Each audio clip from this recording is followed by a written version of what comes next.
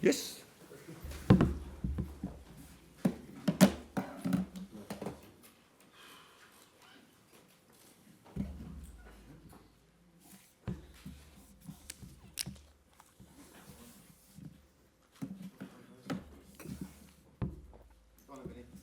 Jurgen, first of all, the proposed introduction of video system referees are looking, or the plan is to introduce them in the third round of the FA Cup series. How happy are you with the proposal, which includes the video system referee able to check potentially game-changing decisions and then letting the referee know that he's made a mistake? And obviously coaches will have the opportunity to appeal any decisions on the pitch.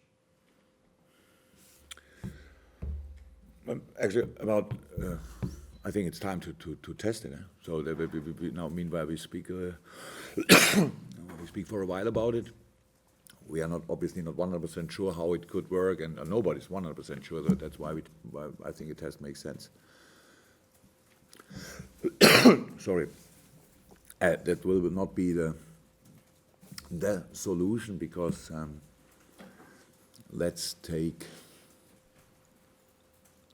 Barcelona penalty on Suarez, for example. Arm was there on the chest. Did he push or not?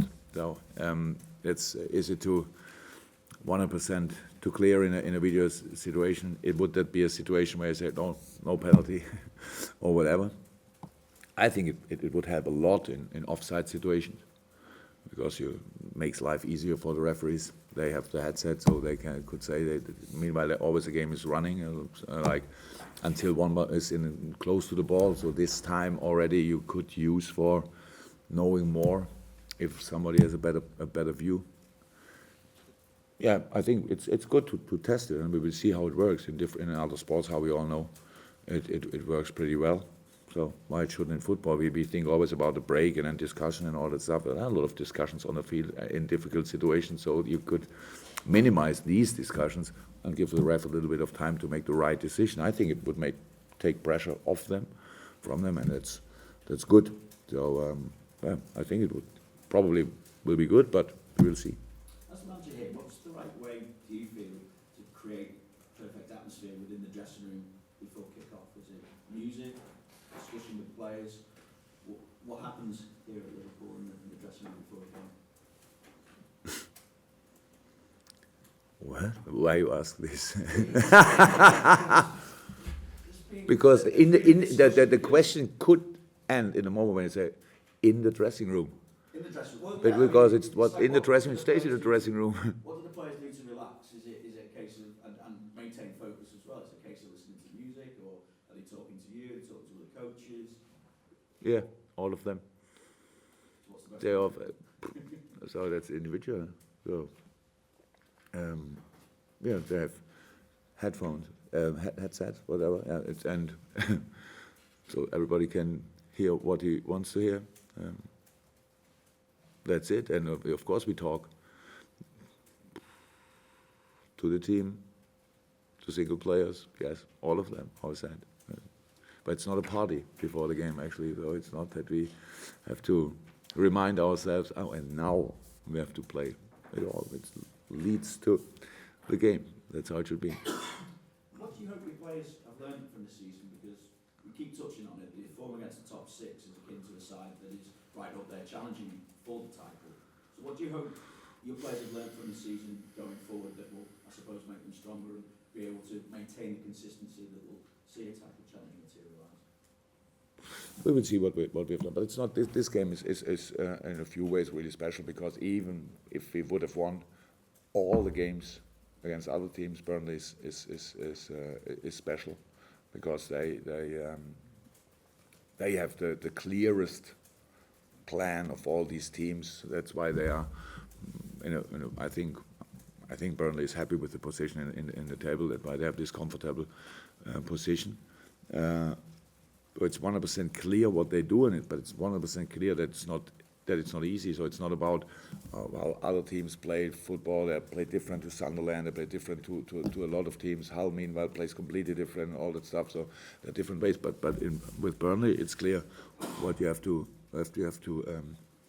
expect, and the knowledge about our problems against other teams is not for this game. So because this is really, it would be difficult even when we would have won all the other games. So that's how it is, because they defend like they defend. You all know it, and counter attack, long balls, all that stuff. But it's tuned.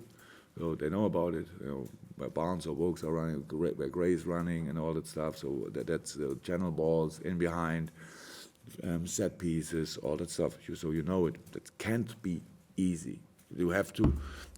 That's how it is. I know. When we prepare a game against top side, and everybody, my God, wonderful. And when we then prepare in the public view, obviously it's meanwhile a little bit feels a little bit stiff. I think, could be hard. Yes, will be. I'm pretty sure. If you don't score early and another goal early and so on, then it will be difficult. And the quality is too high in Burnley. On our position, you can see the results they had, even when they lost away games. It's not that they lost high against most sides. I think Man U, Tottenham for sure, always were close games. And yeah, we need to be ready for work again. And of course, creating an atmosphere on the pitch, creating an atmosphere in the stadium, using the advantage of Anfield, all that stuff. Again, you miss a chance against Arsenal. Nobody's surprised. It's not that you think, again. You miss a chance against Burnley. What probably will happen? Hopefully, we have some. Then everybody thinks differently. Difficult. Will not come another chance like this. So that's how it is. We need to feel free for playing football. And yes, we know about a few problems already, but and we have we had already good sessions. We will have good sessions, and then we have to go in a game. I'm sure you're aware that it was your 100th point that you picked up on your last match since you've arrived here at Liverpool. No. It was your 100th point that you've picked up since. Yeah. The third fastest manager in Liverpool's history to reach that total. So congratulations, since how you didn't know. So how do you feel that you have progressed since point 1 to point 100 as a team? Liverpool have progressed, or yourself as a manager? I understand your language better. That's the main improvement. Personally, for me, I learned a lot about the league. I learned a lot about the club. I learned a lot about my players. Yes, we improved. We were able to play good football. Yeah, we struggled in a few moments. You know about the reasons. We had a few injuries, too much. That's how it is. That let us not develop as much as it would have been possible, I think. So, but still not everything on a good way. So I think the atmosphere in the club especially, so we can maybe only speak about Melwood, is fantastic. We're really close together. And we are really ready for all what's coming up and in this season and the next season and the season after this. So that's all good. And how it is in life. 100 points sounds a lot. But a minute ago we spoke about the matches where we didn't get a point. So obviously it could have been even quicker. That would have been nice actually. But it's like it is. How I said, it's all in a good way. Still all full of power, full of joy for the job and the challenge, and yeah, that's it. And now is probably a good time to talk about James Milner as well. He's, if you select him, will make his 600th league appearance. And going back to the Burnley match at what was the first time that you picked him in a Premier League match, at least anyway, in that left back position. So where do you see the future for James Milner? Is he a left back now? He adapted to the position. He played a lot of different positions in life. Was he a winger? Was he a half, an 8? Was he a striker? He played a striker as a striker. So he's a versatile player, obviously. So that's good. That's good. And for us, very important, of course. 600 is quite a number. Only Premier League games now, all over. It's his 600th league appearance. So the majority were in the Premier League, but he was at Swindon for a while as well. So. Oh, okay. No cup games involved or things like this? 600 league okay. matches. Oh. Obviously more with the cup. That's a number, and a few to come. Yeah, so that's impressive. No, it doesn't look like he had 600 games. I mean it positive. No, it's good, but what can I say? In our not that good games, unfortunately, Millie struggled too. In the good games, he was. We had a lot of good games in the season on the new position, especially. I think, especially in the start, it was for a lot of people a surprise that he can do it like this. But how we play, the fullback position is possible for a player like Millie, and so that's why we used him there. And who will play the weekend? I don't know, but I can say the 600 obviously will come whenever. Thank you. Mike? Yeah, again, Dejan Lovren's been back in training, we understand, this week. If he returns to the side, then it gives you an opportunity to have what's been deemed as your first choice central defensive partnership. How frustrating is it been to not be able to have them play together as often as you'd like, and to make as many changes as you have to those central defensive positions, that key part of the team, the spine at the back? Look, as a manager, it's actually no time to be frustrated, because you only have to, always you have to take what you get. That means if somebody tells me a player's injured, I have no time to think about, oh my God, again, that stuff. Yeah, it's very rare that I can do this. It's like, yeah, okay, so let's find a solution. You always have to think. So I was not frustrated. Would it have been good or better if we could have played them different, couple more often? Even I think Ragnar had wonderful games for us, and especially the last one was a really good one. So there's no decision made about who will start in the game. And Joe struggled with the injury. Raggy was ill, and other things. Now Dejan, quite a long time. Yes, he's back in training. So we will see what we do. Consistency in lineup is always good.